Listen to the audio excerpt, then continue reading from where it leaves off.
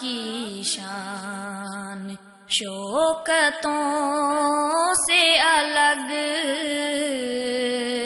دوسری سب نبوتوں سے الگ۔ ان الحمد لله نحمده ونستعينه ونستغفره ونعوذ بالله من شرور انفسنا ومن سيئات اعمالنا، من يهده الله فلا مضل له ومن يضلل فلا هادي له، اشهد ان لا اله الا الله وحده لا شريك له واشهد ان محمدا عبده ورسوله، اما بعد۔ ہم تسلسل کے ساتھ روافض صدائیوں کے مختلف ذاکروں کے کلپ آپ کے سامنے پیش کرتے ہیں اور ان کی باطل گفتگو کا رد کرتے ہیں، سنیت کو رافضیت کے صدائیوں کے فتنے سے بچانے کے لیے، کیونکہ جب شر پھیل جائے تو اہل خیر پہ لازم ہے کہ وہ خیر پھیلائیں، جب باطل پھیلے تو اہل حق پہ لازم ہے کہ وہ حق پھیلائیں اور امت کو شریروں کے شر سے محفوظ رکھیں۔ تو پیارے بھائی، کیونکہ سوشل میڈیا بے لگام ہو چکا ہے اور رافضیت کھل کے اپنا کفر بیان کر رہی ہے، جو کسی دور میں تقیہ کیا کرتے تھے اس چادر کو پھاڑ چکے ہیں، اور لگتا یوں ہے کہیں سے انہیں گرین سگنل ملا ہوا ہے کہ جو تم نے کفر بکنا ہے بک دو، تمہیں کوئی پوچھنے والا نہیں ہے۔ ہم نے اپنی زندگی میں کبھی نہیں سنا تھا کہ کوئی شخص ابو بکر، عمر، عثمان رضوان اللہ علیہم اجمعین کے بارے میں اسٹیج پر ایسی بھی گفتگو کر سکتا ہے کہ نعوذ باللہ ان کا 12واں امام آئے گا تو وہ ان کی قبروں کو پھاڑے گا اور ان کے جسموں کو درختوں پہ لٹکا کے آگ لگا دے گا اور وہ آزاد دندناتا پھرے، کوئی اسے پوچھنے والا نہ ہو۔ اس پر انا للہ و انا الیہ راجعون یہی کہا جائے گا۔ آئیے ایک ذاکر کی گفتگو مزید آپ کو سناتے ہیں، جو من گھڑت قصے اپنی عوام کو سنا کر اور ان ظالموں سے، ان جاہلوں سے، ان بے علموں سے، بے عقلوں سے داد لیتا ہے۔ اور یہاں پر یہ نقطہ ہمیشہ یاد رکھا کریں کہ ذاکر جتنا بڑا کفر بولتا ہے اتنی زیادہ ان کی عوام اچھل اچھل کے اسے داد دیتی ہے، اس جرم میں برابر کی شریک ہوتی ہے۔ مفاتیح اٹھا کے دیکھیے امام جعفر صادق،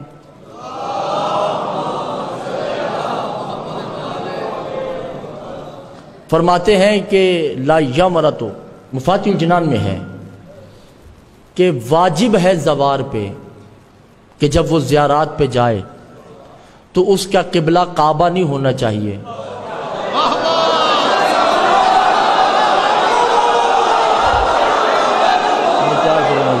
میں اس سے زیادہ تو نہیں پڑھ سکتا، پابندیوں کے باوجود اتنے جملے کہنا بھی یہ میرے لیے بڑا مشکل ہے، ٹھیک ہے۔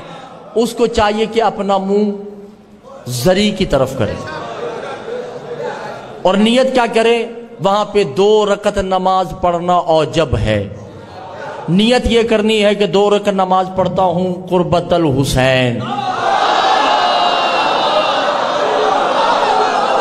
توجہ نہیں کرتا، بس اس کی 2 رکعت کا اجر یہ ہوگا کہ اللہ اس کے نامہ اعمال میں 1000 حج لکھے گا، 1000 عمرے لکھ دے گا، 100 سال کے روزے لکھے گا۔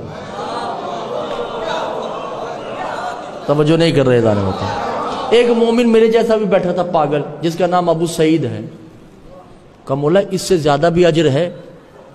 کہاں اجر ہے؟ کہا کیا؟ کہا جب مومن گھر سے نکلتا ہے زیارات کے لیے تو اسے چاہیے چھوٹے چھوٹے قدم اٹھائے۔ کہا مولا کیوں؟ کہا ہر قدم پہ 10,000 حج کا ثواب ہے۔ انا للہ و انا الیہ راجعون۔ اس کا معنی ہے کہ بیت اللہ کے حج کے لیے آنے والے کو وہ اجر و ثواب نہیں جو حسین رضی اللہ عنہ وارضا کی قبر کی زیارت کرنے والوں کو ان ظالموں نے، جو شرک کی دلدل میں گر رہے ہیں وہاں جا کر، جو بیت اللہ کی طرف منہ توڑ کر، قبر سے منہ جوڑ کر نمازیں پڑھ رہے ہیں، اور اہل ایمان نماز پڑھتے ہیں اللہ کے لیے، یہاں نماز پڑھی جا رہی ہے حسین کی قربت کے لیے، تو ہم سب سے پہلے تو قرآن حکیم کی آیت کی روشنی میں ان کو جواب دیتے ہوئے کہیں گے فَنَجْعَلْ لَعْنَةَ اللَّهِ عَلَى الْكَاذِبِينَ، جھوٹوں پر اللہ کی لعنت برسے۔ امام جعفر صادق رحمہ اللہ نے ایسا کچھ نہیں فرمایا، نہ وہ یہ فرما سکتے تھے۔ امام جعفر صادق رحمہ اللہ وہ توحید کی دعوت دینے والے، وہ شرک سے روکنے والے، وہ شرک کی دعوت دیں گے، وہ شرک کرنے کا پیغام دیں گے انسانوں کو؟ یہ جھوٹ ہے جو تم نے امام صاحب کے نام پہ لگایا۔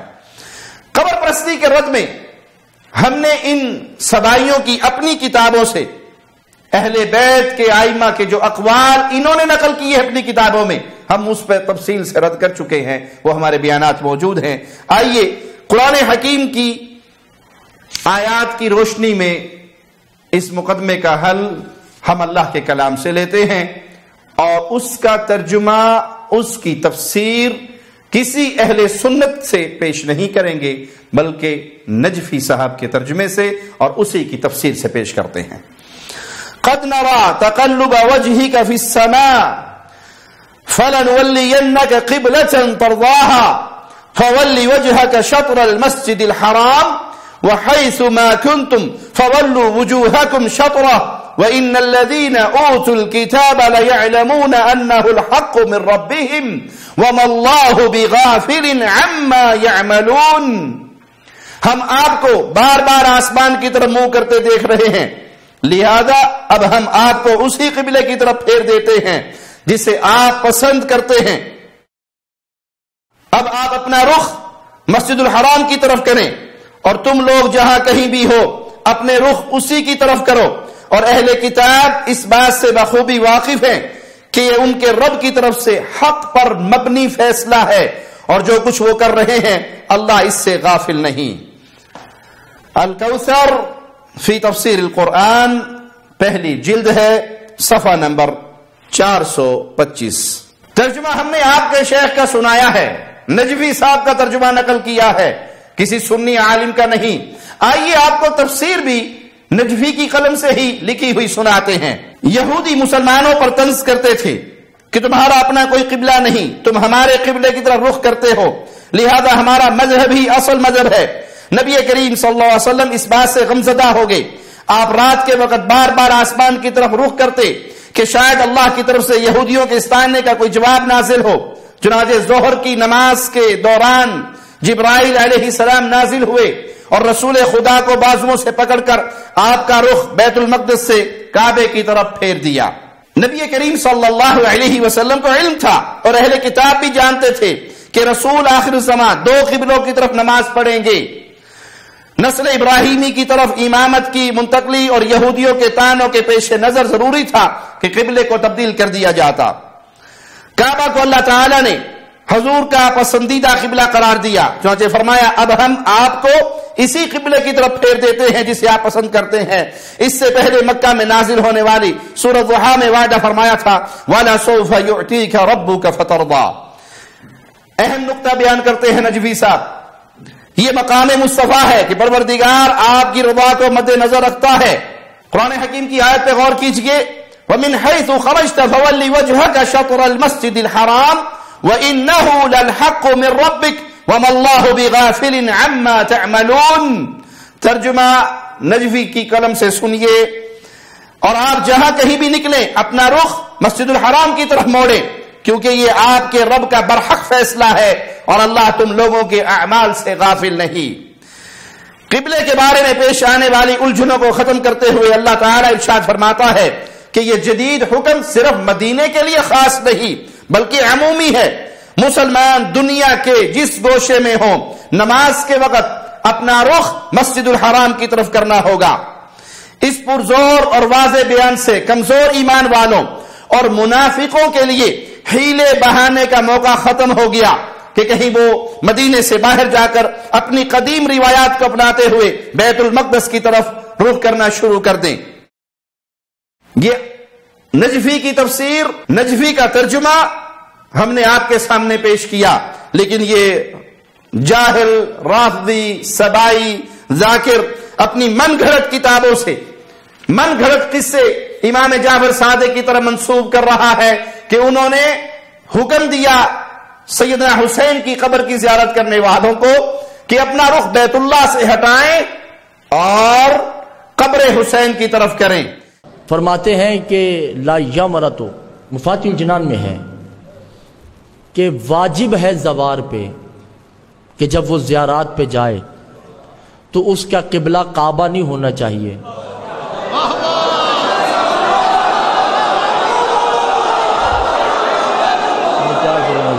میں اس سے زیادہ تو نہیں پڑھ سکتا، پابندیوں کے باوجود اتنے جملے کہنا بھی یہ میرے لیے بڑا مشکل ہے. ٹھیک ہے، اس کو چاہیے کہ اپنا منہ زری کی طرف کرے اور نیت کیا کرے، وہاں پہ 2 رکعت نماز پڑھنا اوجب ہے. نجفی تفسیر میں کہہ رہا ہے یہ منافقوں کے تمام ہیلے بہانوں کو یہاں پر توڑ دیا گیا کہ تم مدینے سے باہر نکل کر بھی بیت المقدس کی طرف منہ نہیں کر سکتے، کسی اور قبلے کی طرف منہ نہیں کر سکتے، تمہارا منہ بیت اللہ کی طرف ہوگا، مسجد حرام کی طرف ہوگا. تو یہ کیسے ہو سکتا ہے کہ امام جعفر صادق رحمہ اللہ یہ حکم دے؟ یہ تمہارے گھڑے ہوئے تراشے ہوئے جھوٹ ہے، کیونکہ تم قبر پرست ہو، تمہیں پوجنے کے لیے قبر چاہیے، بھلے اس قبر میں سیدنا حسین دفن ہو، یا آج تم اپنے گھوڑوں کے مرنے پر بھی اس دلدل کی شبیہ کو بھی دفن کر کے پوجتے ہو. تم پجاری ہو قبروں کے، ان قبروں کی پوجنے کا تمہارا دھندا ہے، کاروبار ہے، بزنس ہے، یہی سے تم کھاتے اور کماتے ہو. اس جاہل شخص نے کہا کہ 2 رکعت پڑھیں، کس لیے پڑھیں؟ قربت الحسین، حسین کی قربت پانے کے لیے. نیت یہ کرنی ہے کہ 2 رکعت نماز پڑھتا ہوں قربت الحسین. انا للہ و انا الیہ راجعون. یہ تو شرک کے اندر مشرکین مکہ سے بھی بڑھ گئے. کفار مکہ غیر اللہ کی عبادت کرتے تھے. کیوں؟ آئیے قرآن حکیم کی آیات آپ کے سامنے پڑھتا ہوں اور ترجمہ تفسیر نجفی کی قلم سے جو تم نے شائع کیا. شیخ تمہارا، کتاب تمہاری، تفسیر تمہاری. ذرا اپنے کانوں کی اور دل کی بند کھڑکیوں کو کھول کر اپنے شیخ کا ترجمہ تفسیر سنو. والذین اتخذوا من دونه اولیاء ما نعبدهم الا ليقربونا الى الله زلفا. اللہ مالک قرآن حکیم میں اہل شرک کی کیفیت بیان کر رہا ہے. آگاہ رہو، خالصین صرف اللہ کے لیے، جنہوں نے اللہ کو چھوڑ کر اوروں کو سرپرست بنایا. ان کا کہنا ہے کہ ہم انہیں صرف اس لیے پوچھتے ہیں کہ وہ ہمیں اللہ کا مقرب بنا دیں گے. کفار مکہ اولیاء اللہ کی طرف منسوب مورتیاں ان کو کیوں پوچھتے تھے؟ ما نعبدهم الا لیقربونا الی اللہ زلفا. یہ اولیاء اللہ، یہ اللہ کے پیارے، یہ ہمارے معبود ہمیں اللہ کے قریب کر دیں گے. ہماری زندگی کا مقصد اللہ کا قرب حاصل کرنا ہے. ان کے پاس کیوں آتے ہیں؟ یہ اللہ کے لاڈلے ہیں، یہ اللہ کے پیارے ہیں. ہماری ان کے آگے، ان کی اللہ کے آگے، یہ ہمیں اللہ کا قرب لے کر دیں گے. اور نجفی نے تفسیر نقل کی ہے تمہارے قمی صاحب سے. قمی صاحب کی تفسیر سنیے، صفحہ 395، الکوثر فی تفسیر القرآن. صاحب تفسیر المیزان اس آیت کے تحت لکھتے ہیں بت پرستوں کا نظریہ یہ ہے کہ اللہ تعالیٰ انسانی ادراک یعنی عقل، وہم اور حس کے احاطہ میں آنے سے بالا تر ہے. لہذا اللہ تعالیٰ اس بات سے بالا تر ہے کہ ہم اس کی براہ راست عبادت کریں. لہذا ضروری ہے ہم اللہ کی مخلوق میں سے اس کی مقرب ہستیوں کے ذریعے اللہ کا قرب حاصل کریں، جن کے ہاتھ میں اللہ نے تدبیر کائنات کا کام سونپ رکھا ہے. وہ ان مقرب ہستیوں کو اللہ کی جگہ رب کے طور پر مانتے ہیں، پھر ان کی عبادت کرتے ہیں تاکہ یہ اللہ کے ہاں ان کے سفارشی بنے، ان کی سفارش کرے اور اللہ کا قرب حاصل ہو جائے. یہ ہستیاں فرشتے، جنات اور مقدس انسان ہیں. حقیقت میں یہی رب ہیں اور معبود ہیں. قمی کی تفسیر اور نجفی کے ترجمے سے واضح ہوا کہ بت پرست باوجود مشرک ہونے کے، بت پرست باوجود کافر ہونے کے، اپنے بتوں کے پاس آتے تھے کہ کسی طرح یہ ہمیں اللہ کا قرب لے دیں اور اللہ ہم سے راضی ہو جائے.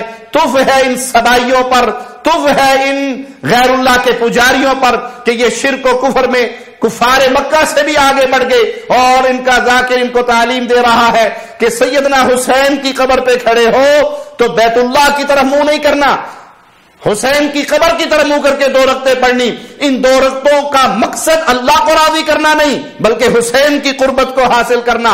اور جب تم قبر کی طرف جاؤ قدم چھوٹے چھوٹے اٹھاؤ تاکہ ہر قدم پہ تمہیں 1000 حج مل جائیں، ہر قدم پہ تمہارے سامنے حجوں کے دروازے کھل جائیں۔ خمینی نے کبھی حج نہیں کیا، خامنہئی نے کبھی حج نہیں کیا، ان کے بڑے کبھی حج کے لیے نہیں آتے کیونکہ ان کا حج قبروں کی پوجا پر ہوتا ہے، اور اہل ایمان اہل توحید کا حج اللہ کے گھر کی طرف ہوتا ہے۔ اللہ سے دعا ہے اللہ ہمیں دین حق پہ قائم رکھے اور اسی دین حق پہ ہمیں موت عطا فرمائے اس حال میں کہ وہ اللہ ہم سے راضی ہو، ہم اپنے اللہ سے راضی ہوں۔ اقول قولی ھذا واستغفر اللہ لی ولکم ولسائر المسلمین۔ شب گریزاں ہوگی آخر جلوائے خورشید سے، یہ چمن معمور ہوگا نغمائے توحید سے۔